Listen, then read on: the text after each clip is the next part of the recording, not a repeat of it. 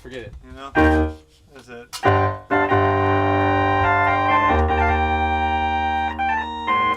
Oh, there's a... Yeah, we're having a little technical problem with the Farfisa. Yeah. It's a lot. It's insane. So what is it? There's something on, right? Something on. Tight.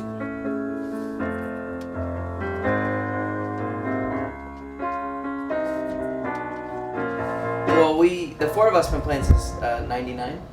I met Sean at LMU. Yeah, we went to college and he was doing his senior music project. My senior right? thesis project was. You just needed a keyboard player.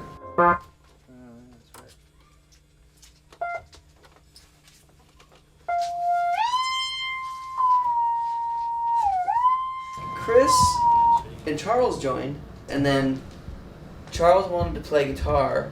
Charles and Adam had played together before in the Aquabats. Oh, and then Charles left, and Right. like when Morning Macumba came out, he left like 2002 or so, around there. And the rest is history, as far as this lineup goes. Well, I mean, I don't know.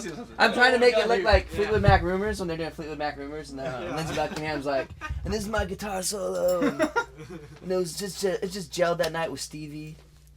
Didn't really happen that way though.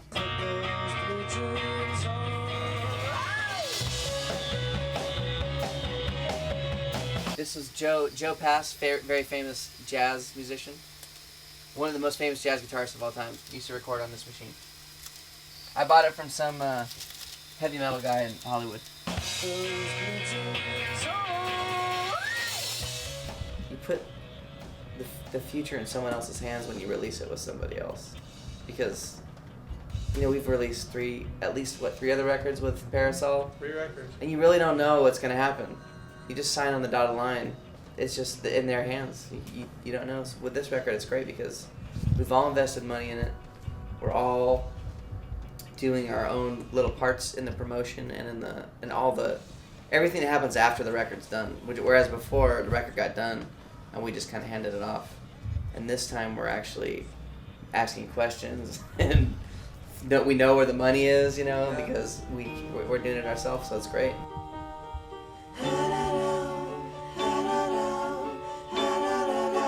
Sounds so pervy.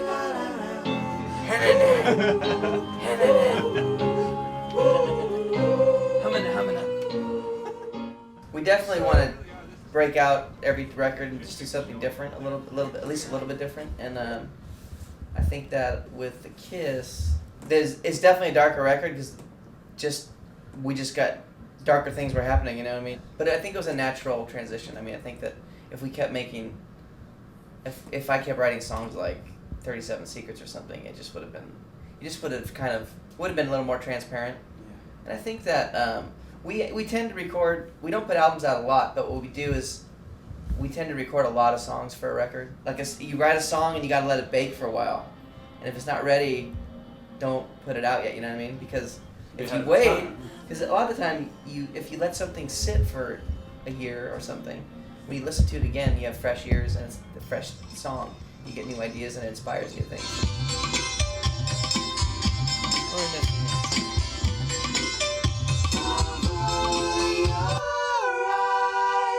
It's my new disguise.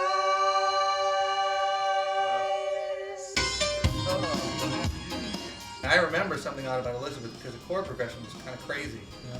Definitely different than what we've done before. And I remember when he brought it in, it was kind of minor, and I'm trying to figure out the piano chords, and then as we started to play and everyone came together, it all immediately had that kind of dark sound, and that was, I'm trying to remember when we added the kind of theremin-y sort of about that. That was sound after the fact. Yeah, that was kind of after.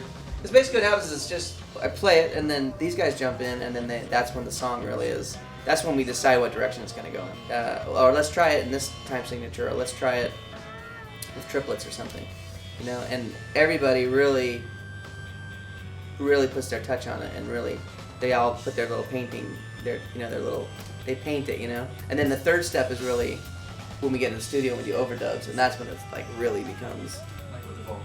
Yeah, well, the vocals and. A lot of keyboard stuff is often. But that's when we kind of come up with new things. Like, we bang it out live, and then it is what it is. But then when we get in the studio and we start doing overdubs, that's when it really starts to become. It really fleshes it out, you know. Look, you're stepping all over my drum solo again. You know. This way we can kind of talk to each other. I'm the most valuable Star Wars guy ever. Here we go again. So oh yeah, whatever. just because you write a couple songs on the album doesn't mean that you know you get to ride in the front seat. Like this way we can kind of talk to each other.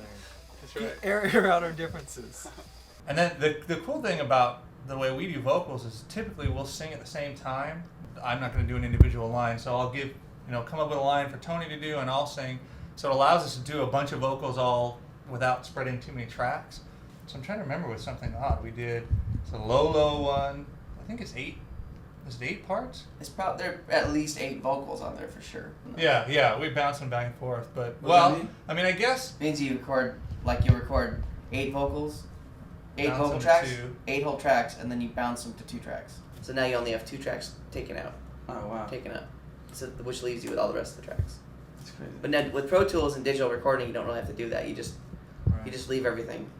But with our machine, we use a machine the machine we use was, I think, came out in like 1972.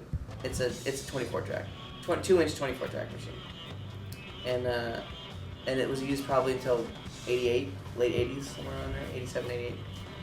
So that's the machine that we use, and this may be the last. Well, we have one more record that we're gonna have to use it on, and then we're gonna probably switch to digital, which breaks my heart completely, but it's just too expensive. It's so expensive. Can't lose So- that tape.